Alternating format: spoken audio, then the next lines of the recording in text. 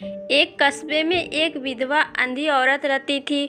उसका एक बेटा था जिसके पालन पोषण की सारी जिम्मेदारी उसके कंधों पर थी। वह अपने बेटे को पढ़ा लिखा कर एक बहुत बड़ा आदमी बनाना चाहती थी, इसलिए उसे उसका दाखिला कस्बे के सबसे अच्छे स्कूल में किया। वह दिन रात मेहनत करती ताकि बेटे की स्कूल की फीस दे सके।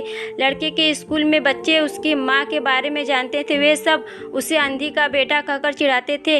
लड़का इससे बहुत परेशान था। उसे अपनी माँ पर शर्म आने लगी। वह उसके साथ कहीं भी आने जाने से कतराता था।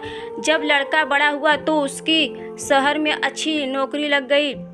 उसे अपनी माँ से वादा किया शहर में मकान लेकर वह उसे लेने आएगा, लेकिन वह शहर गया तो फिर लौटकर वापस नहीं आया। उसकी अंधी माँ उसका इंतजार करती रही। कई महीने तक बीत गए, लड़के की कोई खबर नहीं। महीने आई, अंधी एक दिन उससे नहीं रहा गया और वह बेटे से मिलने शहर पहुंच गई। पूछते पूछते वह बेटे के ऑफिस पहुंची। वह सिक्योरिटी गार्ड ने उसे रोक दिया। अंधी औरत ने गार्ड को अपने बेटे का नाम बताया और बोली कि उसे जाकर कह दो गांव से कोई मिलने आया। गार्ड ने जाकर उसके बेटे को बताया। ने ऑफिस की खिड़की से देखा तो उसे अपनी माँ के बाहर खड़ी नजर आई। वह ऑफिस में माँ की वजह से शर्मिंदा नहीं होना चाहता था।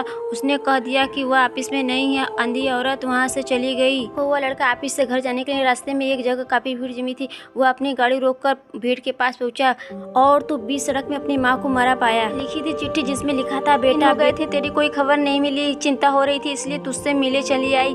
तू तो अब बड़ा आदमी बन गया।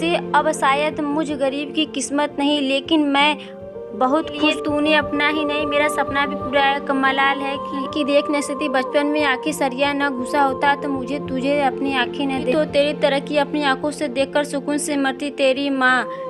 ये पढ़कर लड़का फुट फुट कर रोने लगा। जिस अंधी माँ शर्म आती थी उसने उसके लिए कितना बड़ा बलिदान दिया था। वह आत्मग्लानि से भर उठा और जिंदगी भर खुद को माफ नहीं कर पाया। दोस्तों, माता पिता अपने बच्चों के लिए सर्वस्व न्यौछावर कर देते हैं। उनका हमेशा सम्मान आदर करना चाहिए।